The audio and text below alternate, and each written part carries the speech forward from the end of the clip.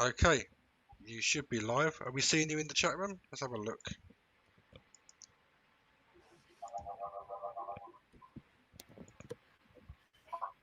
Oh, look at that, the way the wind keeps blowing with the fan coming across.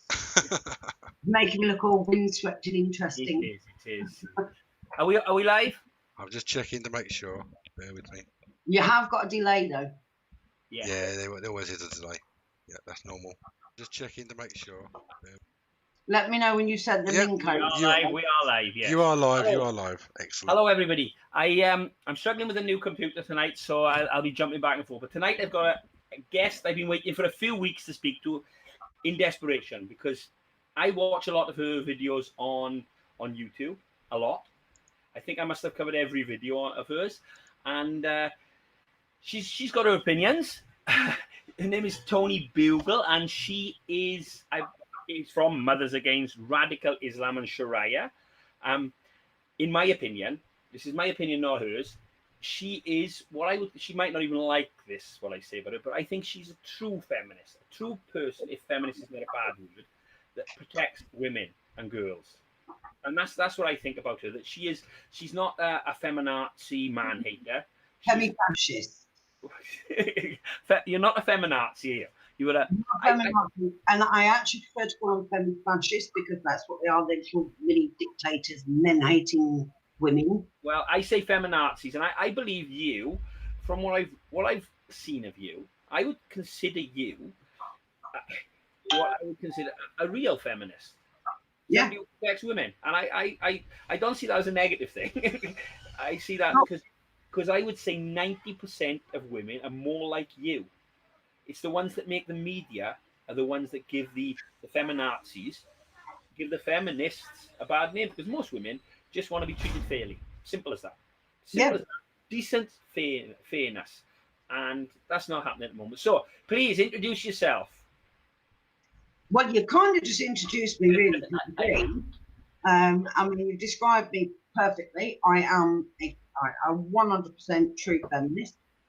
I do genuinely believe that these femi-fascists who talk about, he touched my knee and that's sexual assault, and he kissed me on the lips and that's mouth rape, need to shut the fuck up, quite frankly, because when it comes to Muslim women being abused under Sharia law in this country, and it's happening on a daily basis, they say nothing.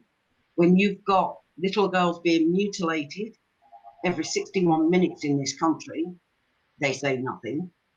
When it comes to men being hated on for no reason, they say nothing, but yet turn around and say that a man who's a man that wants to be a woman but hasn't had surgery, so therefore is a man, and you are a transphobe. So I don't buy into all of that bullshit. I have no objection to anybody wanting to become the opposite sex if that's what they so choose to do when they are old enough. I do object to it being foisted onto our children.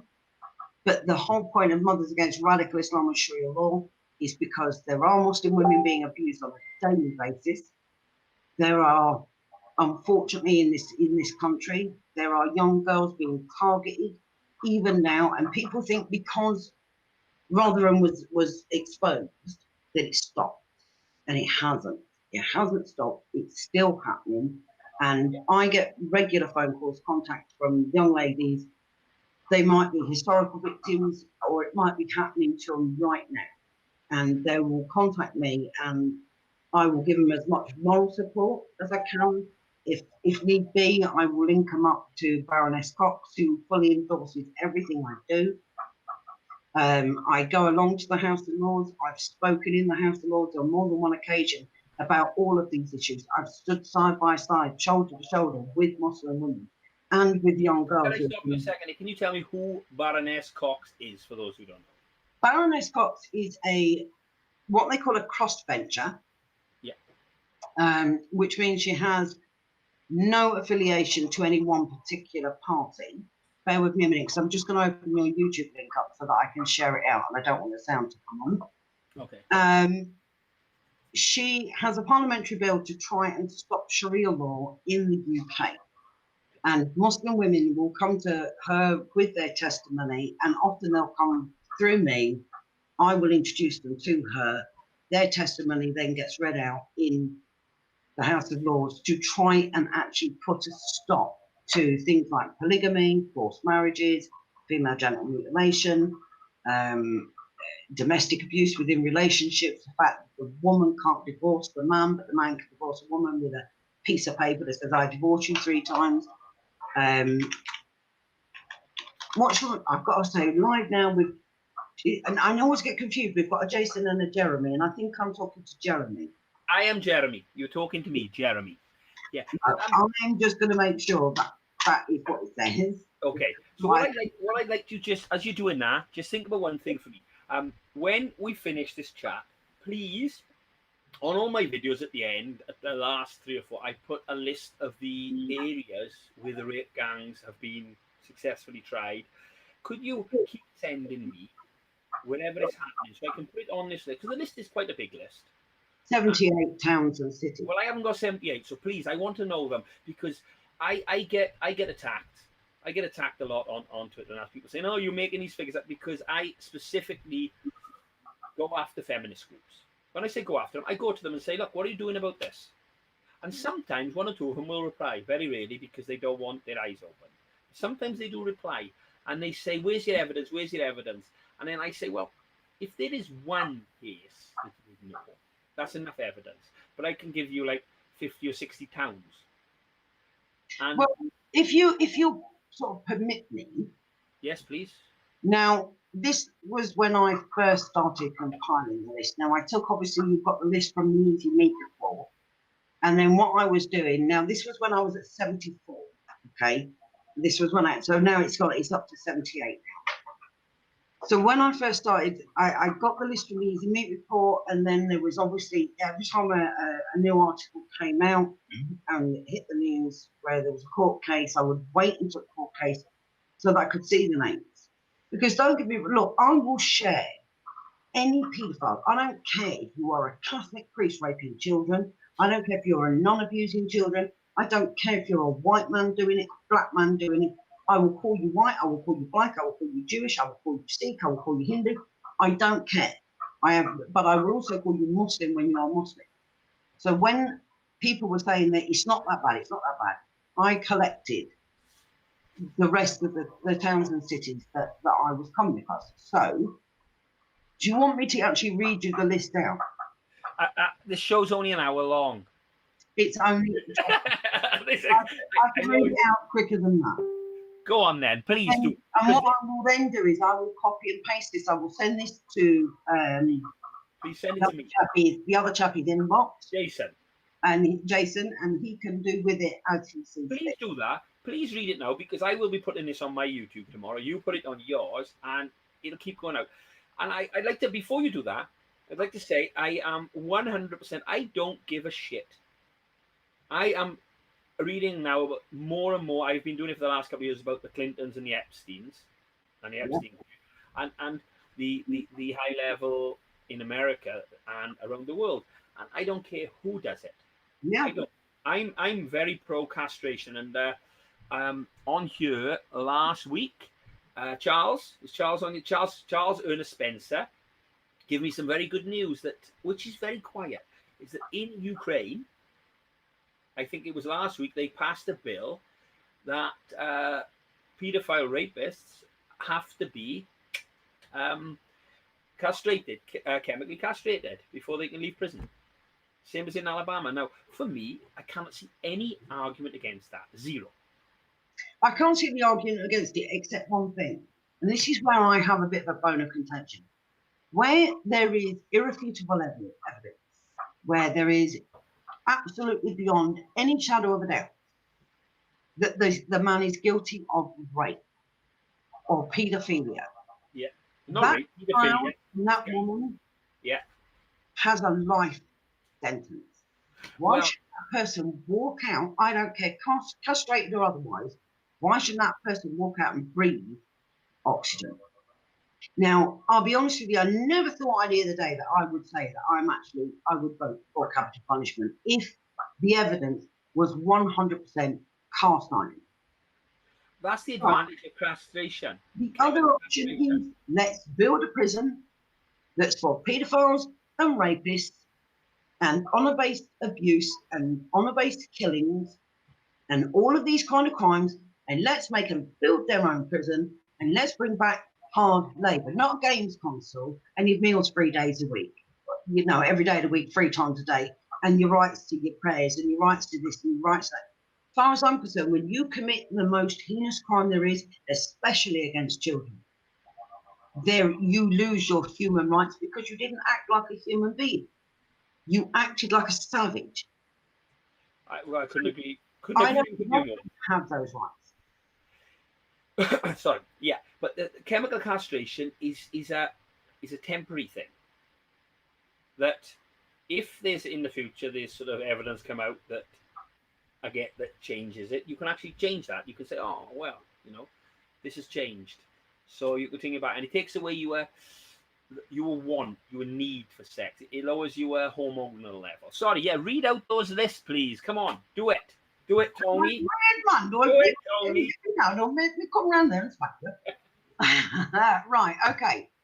So we have Keighley, Blackpool, Nelson, Oldham, Blackburn, Preston, Sheffield, Manchester, Rotherham, Skipton, Rochdale, Derby, Telford, Bradford, Ipswich, Birmingham, Oxford, Barking, Peterborough, Aylesbury, Stevenage, Mile End, Bethnal Green, Hackney and London Fields, Whitechapel, Finsbury Park, Sunderland, Leicester, Harrow, Bristol, Coventry, Kent, Newcastle, Harlow, Stoke-on-Trent, Torquay, Nottingham, Liverpool, Bury, Lee, Leeds, Great Norton, Wolverhampton, Middlesbrough, High Wycombe, Hayes, Colchester, Halifax, Dewsbury and Batley, Carlisle, Dudley, Scunthorpe, Cambridge, Huddersfield, Shrewsbury, Banbury, Stockton, Plymouth, Bournemouth, Luton, Slough, Chesham, Burton, Accrington, Yeovil, Dewsbury, Littlehampton, South Shields, Redcar, Toxteth, Kensington, Liverpool, Glasgow,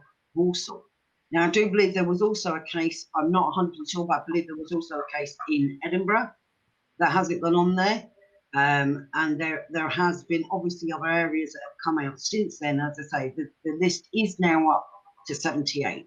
Well, somebody spoke to me. I noticed on our list you got areas from London, and funny enough, one of the people who are against it says, "Well, why doesn't it happen or say it doesn't happen? Why are none reported in London?" And I have no answer for that. No, the answer is there is some in London. There's plenty in London. It does happen in London, but it happens in the smaller sort of towns on the outskirts, more so, like your Sloughs and your areas like that. But there has been cases in London. There's also been cases of where one of the young apostates, because this is something else that I do. I help young apostates, any age actually. I don't care if you're middle-aged, old or young, male or female. Yeah. But a young apostate lad, he was 19 years old when he contacted me, living in a very dangerous situation. And as a young boy at 13 at school, I'd fallen in love with a Muslim girl, like young lads do and young girls do. And they've kissed and they've cuddled, but nothing more. It was a bit of fumbling, like I say, like most teenagers do. Yeah. Her family found out. They took her out to Syria. They came back without her. And they made it very clear to him that she wasn't alive anymore. Now, that boy lives with that nightmare every day. And when he was chatting to me one day, he said to me, the thing is, he said, what you have to understand is, he said, they have this opinion that white girls are whores. I said, no, I do know that. I know that that is the opinion, but I want to know, where is that opinion coming from? Who is putting that into their heads? Now, I think I've figured out a possibility, a possible link, which I'll go into in a second. Anyway, he said to me, he said, I know, he said, I received when he was 17 years old. Now, you know how you can send out a text message and you can send out a group text message to 50, 60, 70 people at one time. You don't know me. I don't know any of that stuff. I'm a real techno goon. Well, I know it's possible. It's not that I've ever done, but I know it's possible. I've been involved in a text message and there might be 5 or 6 people And it's one text message, it's gone out to all of us, so we all get the same message at the same time. And he had received this message, and there was all these numbers in there he didn't recognise at all. And there was like, I don't know, maybe 15, 20 different numbers in there. But this message was an invitation to come and rape the white girl party. So there were men from London travelling, and boys travelling down to places like Rotherham, like Rochdale, like Skipton, like Telford, because Telford isn't on there either. All these different places where they were going out, and these were uncle. And this is why I have a bone of contention with this particular type of rape gang, because as a survivor of gang rape myself, okay, I understand how the mentality of a groomer works. Well, this is something that you've got more than me, because I can't understand it. I know how. No, I know that I cannot understand. I know the techniques that can be used to get a girl into a position. Sometimes when it's somebody within a family or a family friend, which it was with me, it was a family friend and his friends. When that happened to me, he groomed me in a way where I would have trusted him with my life. I mean, he was my hero. I worshipped him. You know, he would never hurt me. And that was a completely different method. What these men were doing was, within the first couple of days of flattery and a few gifts and this and that and the other, boom, comes the first, I don't know, punch in the face, slap. Maybe she's already been forced to give somebody a blowjob, and they filmed it. And now if you don't do as you're told, we're going to send it to your family. And then we're going to come to your family. We're going to rape your mother. We're going to rape your sister. We're going to come around. We're going to burn your house down. And the violence and the aggressive threats. And what these young girls do is what I did. I had the same threats made. If I opened my mouth, this is what they were going to do to my family. So I became a runner. My parents didn't know where I was. They thought I got a job.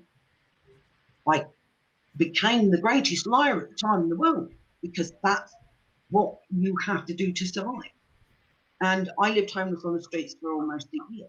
Now, during that period of time, my fear and my mentality as a child was, if I'm not at home, I can't tell. If I can't tell, they're safe. These young girls would have continued doing what they were doing under the illusion that while they were doing this and allowing this man and these men to do what they were doing, their family was safe. And they use their family, the love of their family, because even broken families, even families that have got major issues going on between the child and the parents, that child still has love for their family.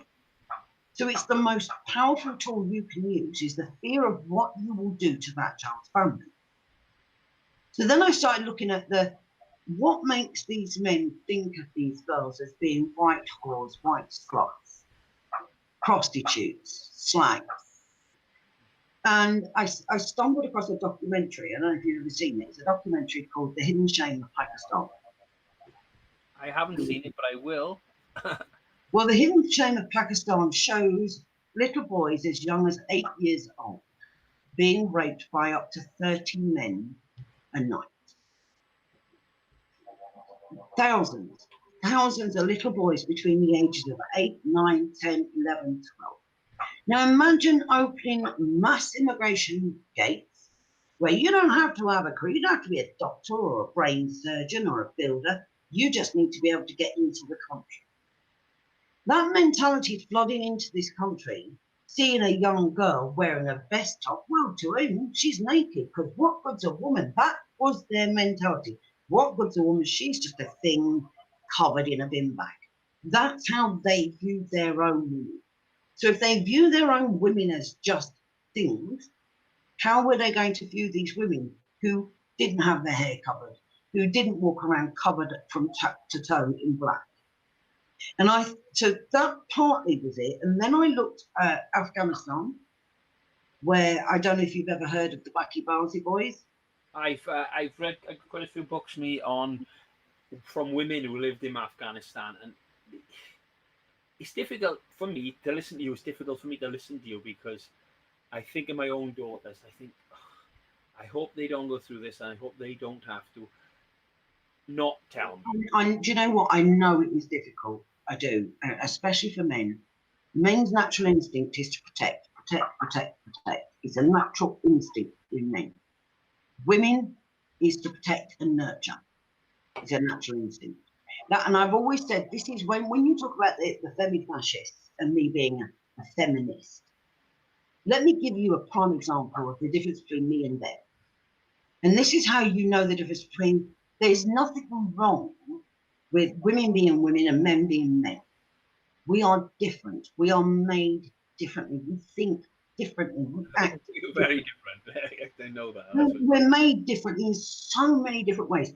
But you know what? They're ways that are glorious ways. They're beautiful ways. And when you think of a man's natural instinct, so let's look at a scenario. You come into your house and your wife or your partner is on the floor, somebody flees past you, she's clearly been attacked.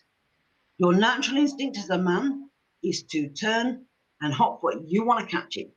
Yeah, that's the first thing I do. But I should be to look after it, but it wouldn't be. If that bastard. If I came into your home and somebody fled past me, my first instinct as a woman is to go to her side and dial 999. Now that's because our brains think differently. Yeah, you're right there. It happened to me. I was very recently. I was in a park with my young daughter, and a boy of an origin which we've been talking about, a peaceful origin. My car was next to it. And he didn't know it was my car, and he started to get into my car, and I just boom. I went straight, and 2 minutes later, I thought, shit, my daughter, and I went back to it. But it was an instant. It was only the car, but sitting there. But my instinct wasn't to phone the police. It was just to boom, attack and try and get him away from the car. And this is the instant, and there was no thought involved. I didn't think about anything apart from that is mine. He's going towards it. He's in it. And it's this instant reaction that's different. My wife, if she'd been there, she would have picked up the phone and phoned the police. More sensible, actually. But it's not something I could control. It's something that happened. Yeah. And the thing is, there's nothing wrong with that. That's how you react. That's who you are. You know, and what's wrong with a man being a man? Well, we are. There's nothing you can do about it, and there's nothing I want to do about it. I don't want to tell you how quite. Do you know what? Women, all these women that go, with the patriarchy in the country, the pay gap, gender pay gap. Well, it's all right for the men to go down and do the shittiest jobs. Yeah. Work twice as many hours. They like a good Not getting paternity leave. You're not getting none of this maternity leave malarkey. All to the woman, No, but the thing is, I'm all for women. I really am. There's no buts. I'm for women's rights, the same as men. I think I'm for that, but I don't understand. I really don't. There's a quote I read about. Wait, hello, Jason. Moral education, which ought never, under any circumstances, to be rational, and that's what it seems like now. They believe they're morally above us, these feminists, and they believe that. They do believe that. They're not doing it out of. I don't think they do it out of negativity. They believe we are morally wrong because we question the most masculistic places in the world, and it's sad that they cannot see that what they're doing is hurting those they're trying to protect. They cannot see it, or can they see it? I don't know. I think the problem you've got is two things. You've got the femi-fascists out there trying to emasculate men to the point of turning them into girls. You've got the soy boy out there who... Well, that's what they are. Come on. I mean, these are the men that are out there that, honestly, they spend more time doing their hair than I ever would, more time doing their makeup than I ever would, and certainly more time putting shite in their hair than I ever would. So we've kind of taken the youth of today, and the youth of today who ignored all the things that changed what's going on in this country because it suited their agenda, but now are looking at it going, yeah, but now we need more. We want more. You need to give us more. Well, do you know what? You ain't no jack shit in life. Yeah. Nobody owes anybody anything. But then they'll want to get off their arse and earn it. They have no respect for the elderly. I mean, the whole thing was about the TV license. You know, why are we even questioning this? What are you doing? You are going to be old one day. That's going to be you. Yeah, but it's not me now, not them now, and that's all that counts. They live in the instant, in the moment. There's nothing beyond the instant moment for them. Except that you mentioned FGM earlier. You didn't mention it. You said mutilate. What about the doctors? I want to ask you. You know more about this than me because I don't see it. Nobody comes to me and talks about this. I just see what I see on the internet. But you know more about it. What about the doctors that do FGM or see girls that have always doctors? You know, it's not always doctors. I mean, there was 3 dentists. Yeah. One was arrested. They never went to court. And the reason he never got to court is because they cite cultural differences. Now, my brain says, I don't care if it's your culture. It's not the culture of this country. Therefore, when you go and you butcher that child, we already, see, I don't think we should have an FGM law. We don't need an FGM law. We already have a law. It's called GBH. Yeah. You should be charged with GBH. Child abuse as well. Sorry? Child abuse as well. Absolutely. You should be done for child abuse. You should be done for GBH. You should, everything that you can be charged with. Assault, battery, you name it. Throw in a bucket and take the child away. Give the child to a loving family who's going to give the child everything that it needs, which is affection and love, and not telling them that's and the reason. And there's different types of FGM as well. That's the other thing I remember. There's 3 forms of FGM. There's the one where they remove just the clitoral hood. Then there's the one where they take the inner labia and the clit. And then there's the one where they take the clitoris hood, the labia and the outer lips. And the legs are bound together. And if that little girl hasn't urinated within a certain period of time, she will die. And because and I actually I wear a pin badge. I've got two very, very special pin badges. One is an original suffragette pin badge. Suffragette. Yeah. An original working class woman's suffragette pin badge. Yeah. And which I'm very, very proud of. It was a gift bought from me by a friend of mine who died of leukemia. But I'm proud to wear it because that's the colours of Maria's. I'm going to stop with it, and I'm going to change it completely because something I read about you today, right? And it really pissed me off. It's not about you.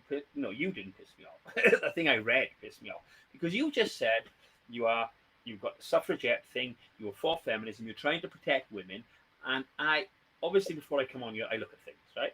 You know that. I'm going to do that because nothing less. No, exactly. And I came across some. I don't even know if I turned it off because I thought it was I still kept it. Some by indie media. You were being exposed by Antifa. Now, the things they say on there, the tweets they give of Tony Google Matria, right? One, I've read all the tweets and I can see nothing wrong with any of them.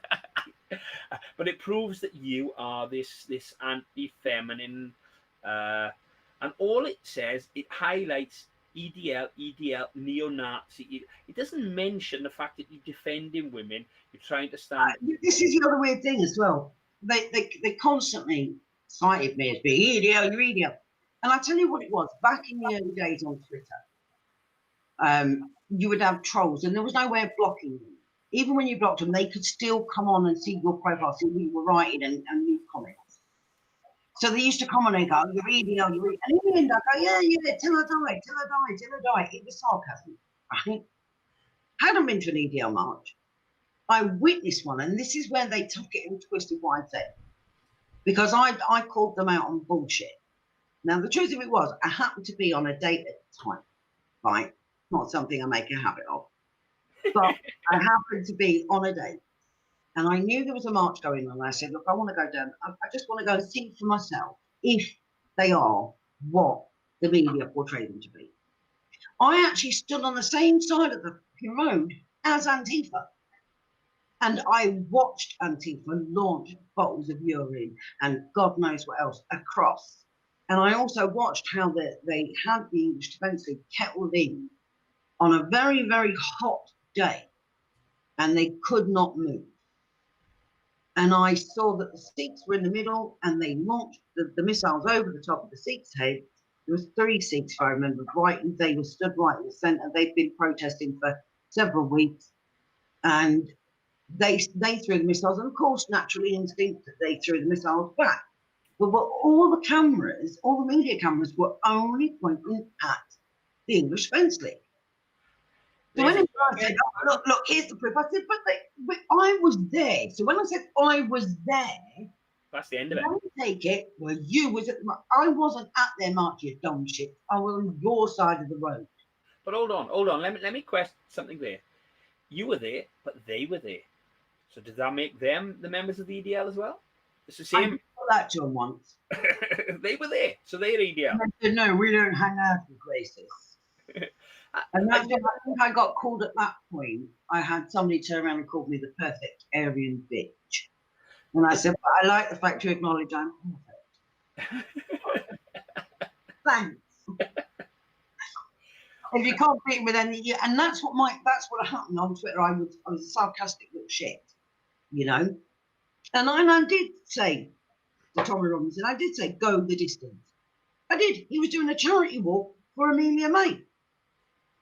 I did say I've donated to Amelia May, but they took what it suited them to take. Well, they will not stand up for raped girls. Nope. They will not stand up for that, and for me, that makes them the worst scum in the world. Well, their argument is that we target only Muslims. My point to them is this. The reason we highlight Muslim rape gangs is because of the refusal to address the issue. If you raise Jimmy Savile, if you want to hold a protest outside the BBC about Jimmy Savile, Stuart Hall, Rolf Harris, and all of the other nonsense, you want me to get up and speak? You invite me, I will get up on that platform and I'll call them just as much as I'll call any Muslim rape gang. Yeah. If you want to protest the Catholic Church and you want to invite me along, I'll get up and I'll give a speech against the Catholic, and I'll do my research and I'll name places. I don't care. But the fact of the matter is, the minute I say these are Muslim rape gangs, you want to come to me and go, they're not true Muslims. So you tell me why, when they get arrested and charged, they do get asked, do you have any religious requirements? Yes. Straight away, they are given their religious requirements. They go to prison, they're given an imam, the Quran, a prayer mat, prayer beads. Now, I had one Muslim argue with me and he went, oh yeah, but he said, he wasn't a Muslim before. You know, he was a Muslim before, he was a Muslim after. I went, oh, well, that's very convenient. He was only not a Muslim while he was raping. Just for that day or that hour. For all those months when he was raping those children, at the moment that he was raping her, he wasn't a true Muslim. But the rest of the time, he was the good guy. That's the issue I am. I don't want to call him Asian because that's not fair to the Chinese, the Japanese, to the Vietnamese. It's not fair to the Sikhs, the Hindus. In fact, it's not fair to an entire fucking continent. No. So why have I got to pussyfoot around it? And a lot of them over here are Moroccans, so they're not even Asians. They're Africans. This is why I love people like Rahil Raza, because Rahil has cut. I've organised conferences. She's come along. She spoke at conferences. She is not afraid to call this out for what it is. Predominantly Pakistani Muslim men targeting predominantly white girls and seeing them as easy meat, trash, whores, and raping them. This is why I have the utmost respect. One of the people that I'm speaking to at the moment, who I have a great deal of respect for, because it took a lot of courage to contact me, is a guy called Ahmed Patel.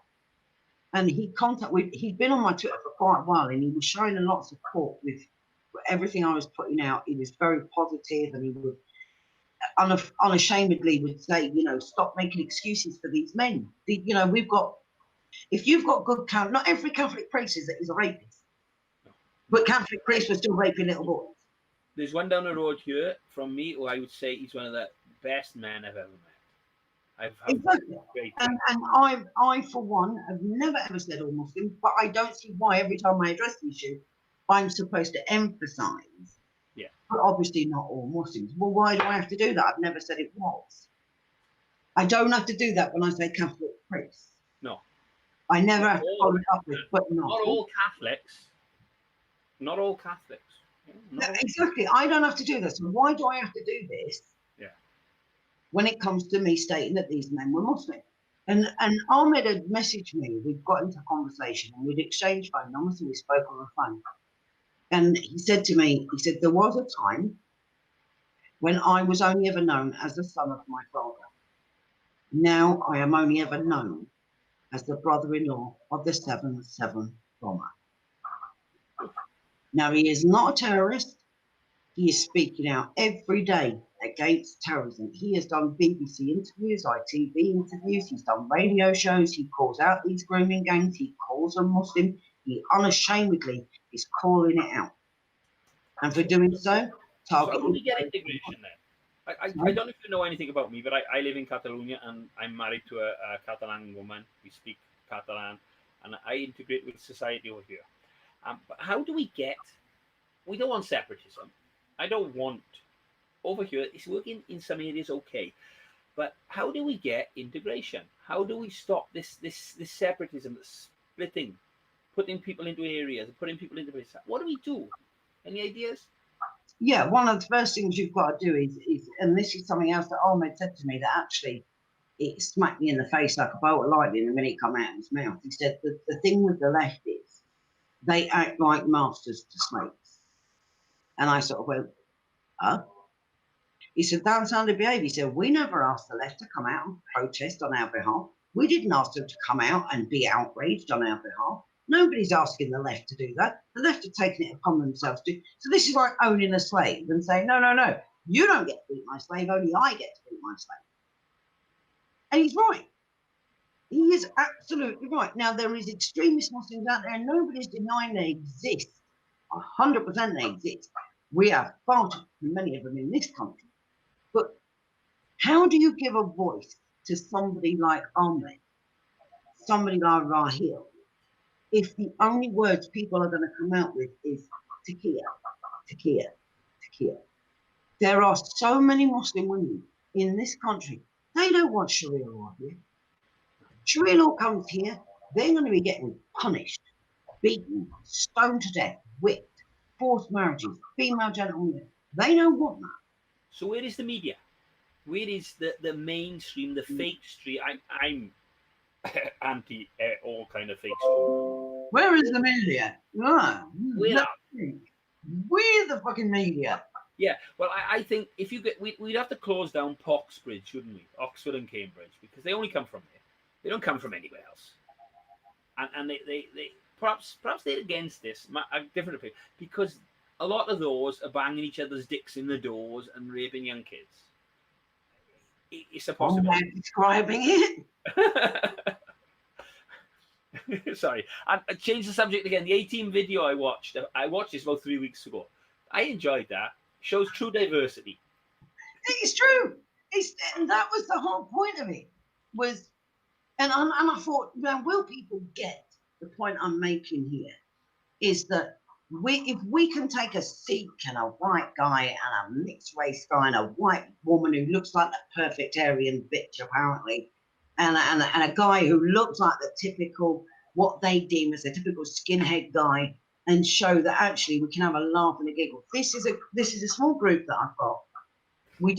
I nicknamed them the 80s. I just thought, you know what, we need to do a tape on this. And I said, we need to show that we have the ability to laugh in the face of adversity. It's what the English and the British, the Scottish, the Irish and the Welsh are known for. Well, that's the whole point. When you laugh at diversity, it makes it less and it makes you overcome it. Yeah, you I tell anybody who hasn't seen this it, is what watch. true diversity looks like. It joins together, it works together, it laughs together, it cries together, it builds together. Hello, Tony and Jeremy. I've got a question here from the chat room, if you don't mind me Yeah, sorry, I interrupting you. can't see it. I'm on. I can't get it up at the same time. Yeah, I've just got a question I've here heard that from before. Every night for me. a question here from Indigenous 1000. It says, "Do they rape kids in their own country?" Now, is this just a thing against white girls, or is there a culture for rape with children in the Muslim countries? No, of course. Or is it because there aren't no white girls there or less white girls there that it No, isn't no, a no, problem? no, no. Girls are.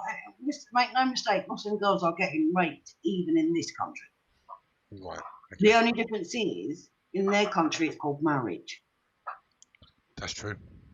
Because when they rape a girl, they're forced to marry her. And even in this country, I had one of the Muslim women that contacted me. She actually did say to me, and it was heartbreaking when she contacted me. Her name's Tanvir, and an immensely brave lady. She'd come over it from Pakistan, and the guy had got both of her sons into college, and the plan was they wanted to learn how to run a hotel. They were going to get educated, and then they were going to go back out to Pakistan, open up a hotel, and run a hotel. And when she got here, the guy had said one of her sons had gone to a proper university, the other one had gone to one of these fake colleges that they had operating in this country. And they robbed. I mean, this guy had robbed her family of over £20,000 for her son's education that they never got. And when she panicked and thought, if my husband finds out what's happened, I'm going to be in so much trouble with my husband, she agreed that she didn't know anybody. She said, I need to speak to you. He said, well, I've got to set up a hotel room for a guest. You're going to have to come with me.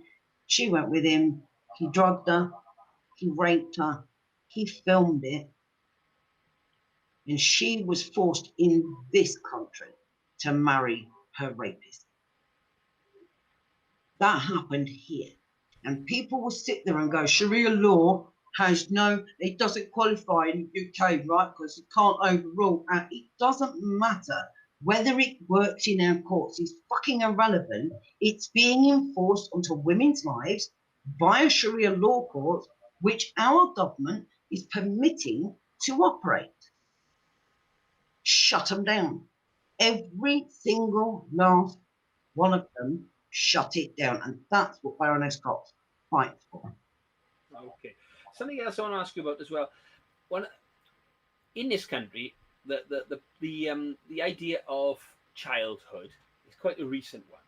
You might not realize, but I read lots of historical books, and childhood ended at about 7 or 8 years old, not 100, 200 years ago, 300 years ago, and not in terms of sexuality, but in terms of you went out to work and that. And do you think that's perhaps part of the problem? They haven't discovered childhood. They expect their children to grow up and be adults much earlier, and we have to allow them to catch up with us, perhaps. And we have to not give them the benefit of the doubt on things like this, because I don't ever want to do that. But bring them into education and try and change these things. The women need to be educated. That's the thing. You've got to educate the women. Yeah. If you educate the women to understand that in this country they are protected and that the law will protect them.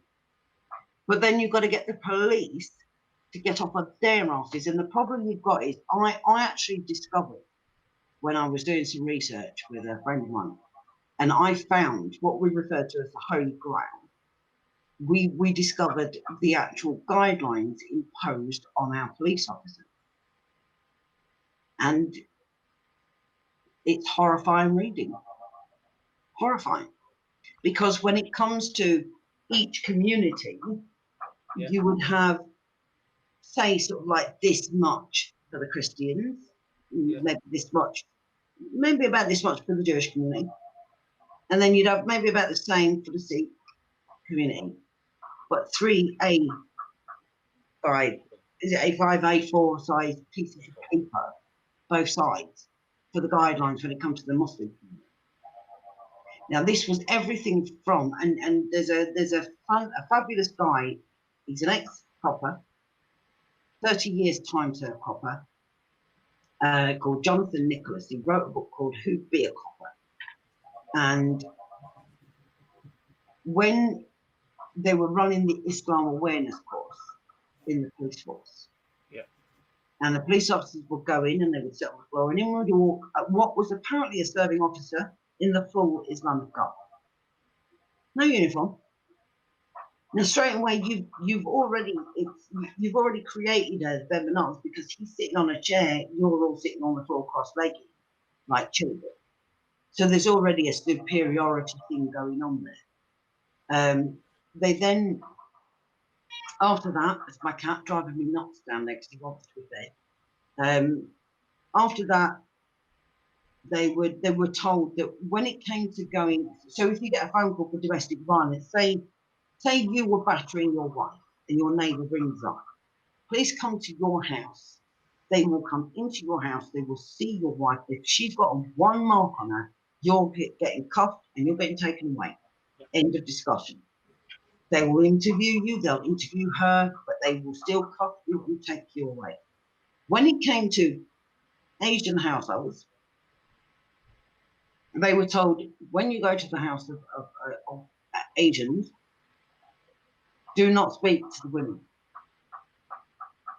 Do not even go in and see them. You speak to the men only. Now, Jonathan got a call just like that one, and he went to this household, and he spoke to the husband, who said, no, everything's fine, everything's absolutely fine. 30 minutes later, that woman was taken away in an ambulance, battered beyond recognition. Now, that is in his book. And these are the people that, as I've gone along my journey, these are the people that I've established friendships, relationships, working relationships. And I do want to emphasize as well, absolutely everything that I do, from getting apostates out to, and I've got so far 3 apostates out of certain areas and to safety, to supporting and helping young girls that have been groomed and raped and trafficked, including even men that have been raped, not necessarily by the same people. Some women have been raped by family members or partners, but a lot of the young girls that have been groomed and raped by rape gangs of Muslim men and Muslim women that I support. I do it. I'm not funded. I make no profit. I ask for nothing. The only thing that I have ever put out publicly was I think there was 3 GoFundMes. One was a young couple, William, which is the most recent one, who he became Muslim, was radicalized. They were taking him on the road to becoming a jihadi. And he found the courage to leave Islam. But now they want him dead. Hello, Jeremy. Do you mind if I ask Tony a question? You carry on. I know it's your show. I'm listening because this is... one thing that I've always wondered is that we hear all the time Muslim men, and we don't hear so much about Muslim women. Now, all these men that rape these girls, they have daughters, sisters, mothers, aunties. I mean, half the Muslim community would be female. Now, I always wonder, is it complacent or complicit? You know, because why are the mums and the aunties and the sisters not crying out, screaming out that there's men raping children? Because these men come home from prison and go back to the same house in the same street, working in the same shop, in the same community, and don't seem to be outcast. Because what you've got to remember is, women are seen as being worth less than half the value of a man. I understand, but so she can't. If a woman opens her mouth, so when a mum has her son, and her son has raped a child, and that son comes out of prison, does the mum say, "Yeah, come home, son. You know, you did the right thing. It's in your culture. You know." I don't know if she says you did the right thing, but it's accepted, is it? What they say is that when you've repented, Allah forgives. Yeah. See, if I had a son had he done that, he wouldn't come back in my trust me, house. I've got a son. If my son did that, I'd probably de-knacker him myself. Exactly. But this is why it doesn't happen, because we have a different opinion on it. Bear with me 1 second while I just But throw yeah, my see, we're not seeing a large. I'm surprised we don't see a large female community in the females in the Muslim community getting together and going, our men are doing the wrong Standing up for thing. these people You know? and saying this is wrong. Yeah. Yeah. This is it, isn't it? Why is there no such negative feeling in their communities against this? Because I know if this happened in South Wales, in Ebervale, for instance, everybody would hate that person. That person would leave the town because they couldn't stay in. Just one person. If it was a family, probably the house would be burnt, they say, and they'd be out.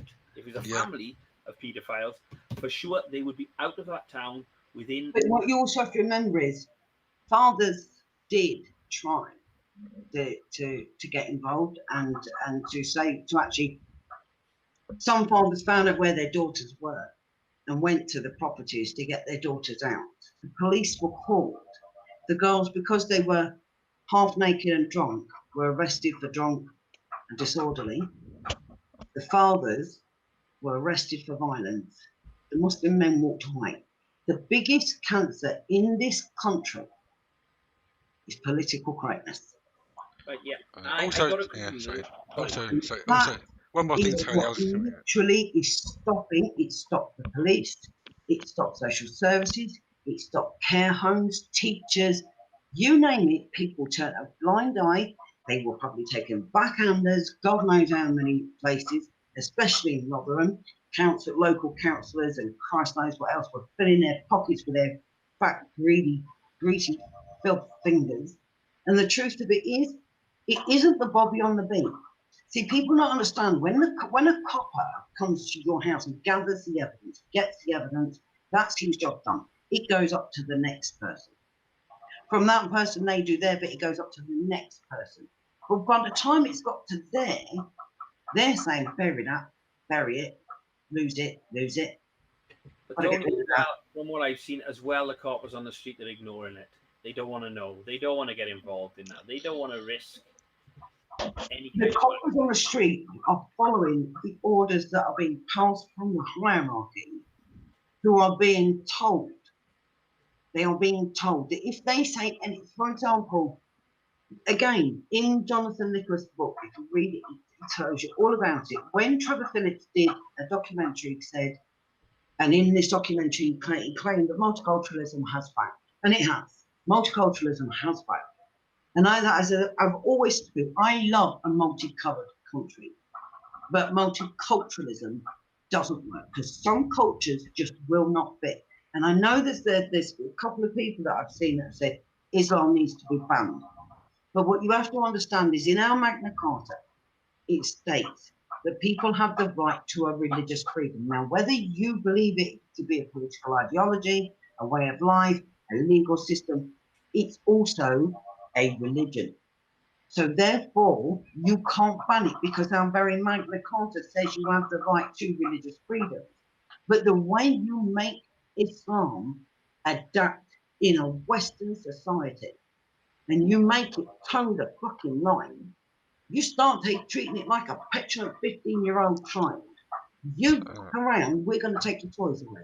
You've got a mosque screeching hatred, we're shutting it down. Doesn't mean we're going to shut all your mosques down, we're going to shut that one down. And if you do it, we're going to come after yours, we're going to shut your mosque down. Tony, you say about teaching hatred, we're going to shut it down. We're going to start taking your toys away. Tony, you say about in the West, Islam in a Western world. This is what I wanted to ask you. I often hear people saying that it's an imported problem, and that the people that are carrying out these acts against white children or white young teenagers are the people that are coming here from other countries as immigrants, and they don't know any better because they're coming from a place where that is the norm. But then that would be to say that the Muslims that have been born and bred in the UK and are as British as you and I, are they not doing this? Is it only the people that come over? No. Aren't integrating. No, what you've got ghettoisation. Because this is what I hear people saying, that it's not homegrown, born and bred Pakistani English people. it's the immigrants that are Some of not them aware of are our good. culture, you know. Some of them are. Listen, there was one guy, and they couldn't name him. His son was 9 years old and took part in a rape party. He was born here. It doesn't surprise me at all because I know they come in perhaps they are first generation, perhaps they come in when they were 2 Do years you know where old. it is coming from? Is we've allowed imams to come from abroad into the mosques with their vile, disgusting mentality of wiping out the white girls, impregnate them till they can't be impregnated anymore. And some of these imams are banned in their own country.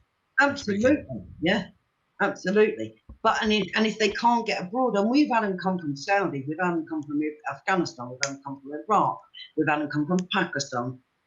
And if they can't get into the country, they're being beamed in via a live feed directly. Now, if you think about it logically, if you've got a group of young Muslims and you sit there and you say to them, you're bad, you're going to burn in hell.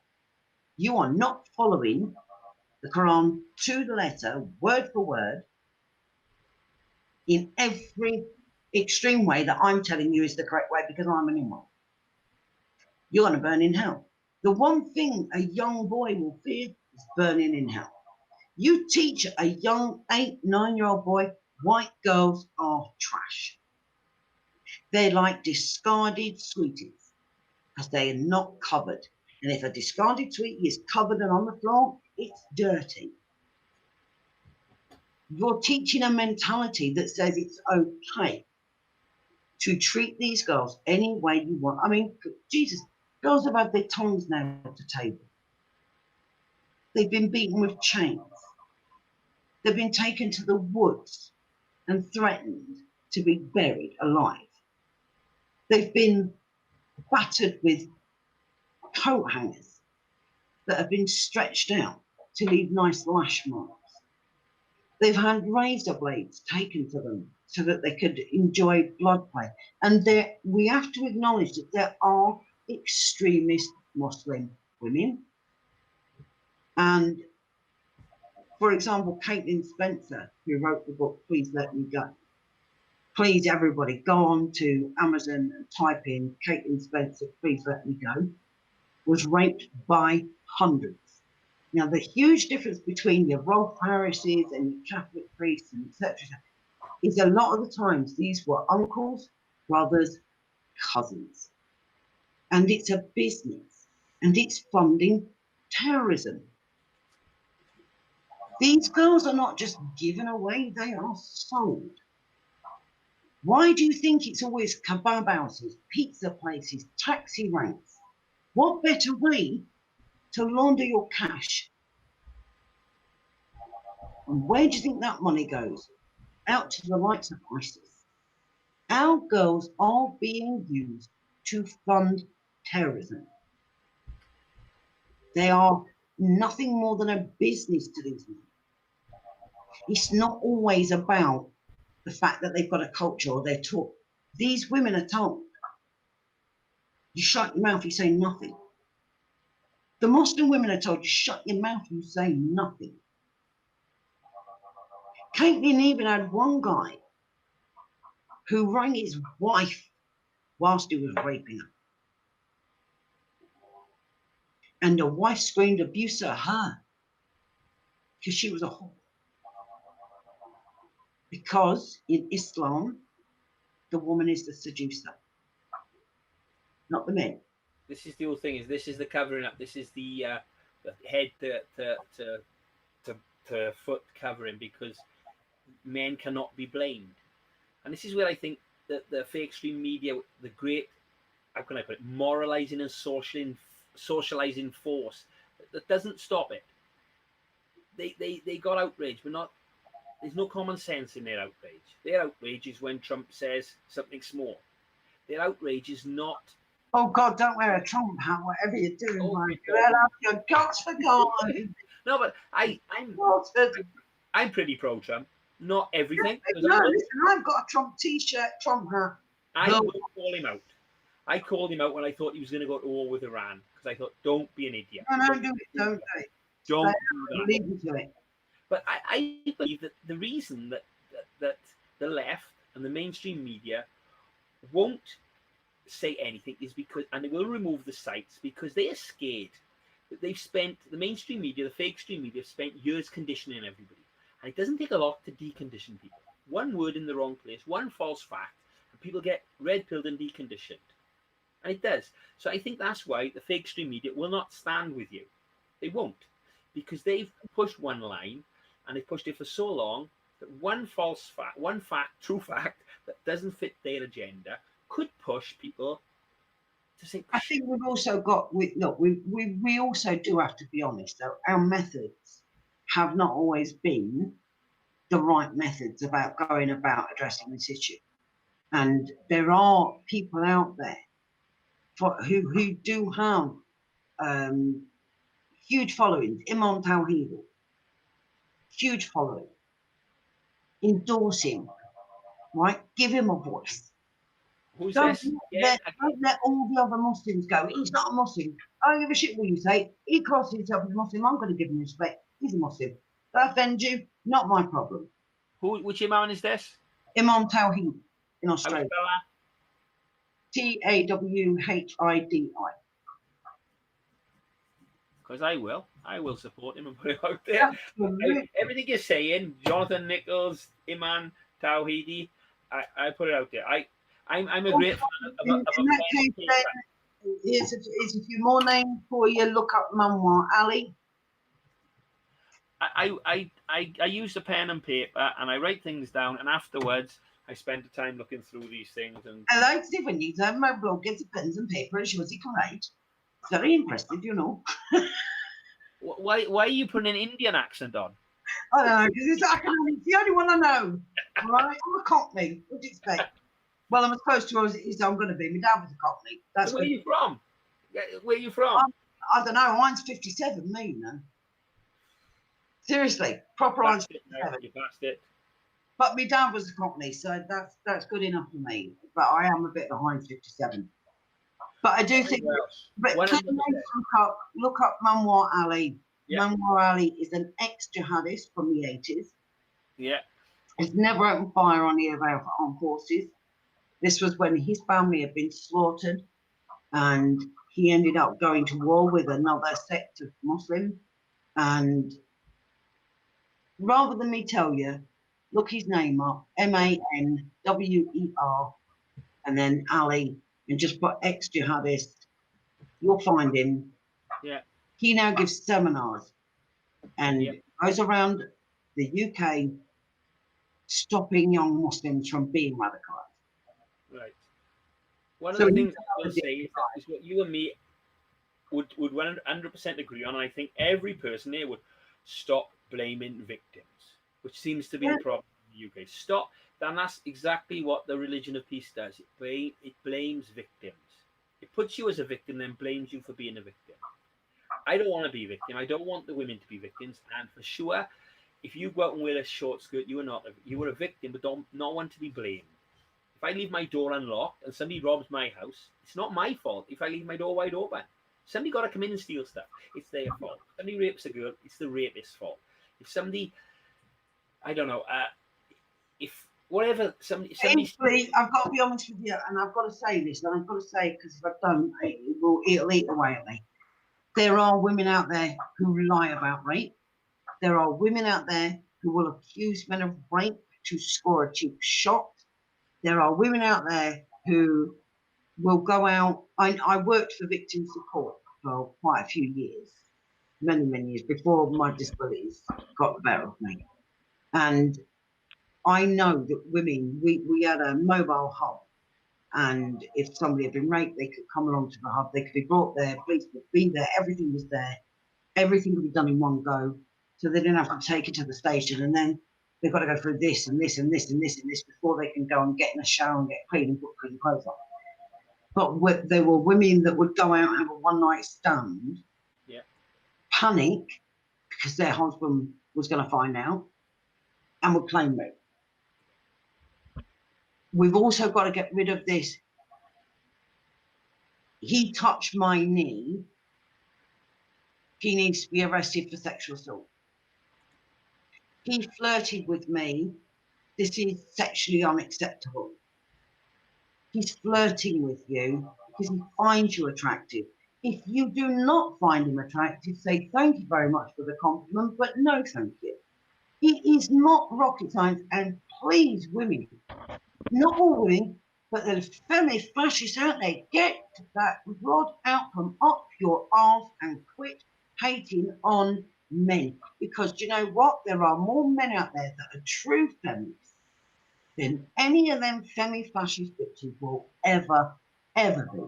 Hello, Jeremy Because and Tony. they want to protect women. Hold on, we've got Jason. Sorry, Jason. Yes. We're 8 minutes over, and okay. we can listen to I can listen to Tony all night because she talks a lot. I could as well. I've sat here. And I you know what? Say anything. I think we need to get Tony on again. I'm sure you'll agree on that one. Well, Tony, you're welcome anytime. Anytime something new comes up. Can we spend the next few minutes allowing Tony to let people know how they can find out more about what she does, and maybe Tony can tell us about her website, her YouTube, her Facebook. And, you've got about a minute and a half, Tony. Over to you, Jeremy. No, Tony, do it quickly. Okay, right, you can find me obviously on Facebook. There's 2 accounts because I'm on a regular ban. So you got Tony Bugle, and then you got Tony in brackets Matriot Bugle. Matriot because I got classed as being the mother of all patriots, which I thought was quite a lovely compliment, so I kind of stuck with that. You can find me on Twitter at DICS 131294. CICS 131294. Just type in Tony Bugle on Twitter, you'll find me on there easy enough. I think I got you on there.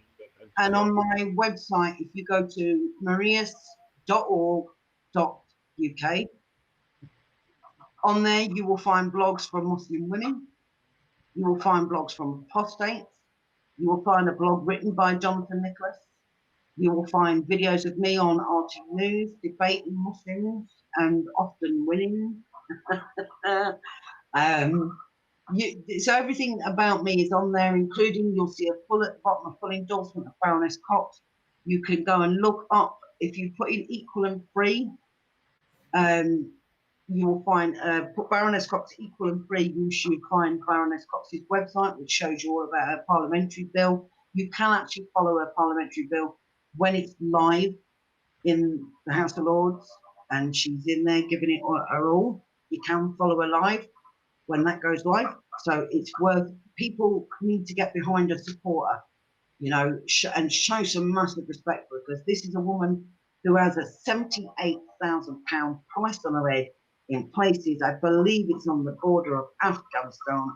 They want her dead because she has the audacity to go into these countries and expose the persecution of Christians, and as well as coming to this country and defending the rights of Muslim women.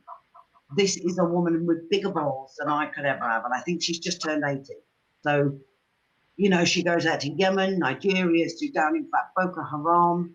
They've also got a target on her. She is, honestly, if I grow old and be like her, disgracefully, I'm all for that. I'm all for that. So that's where you can find me.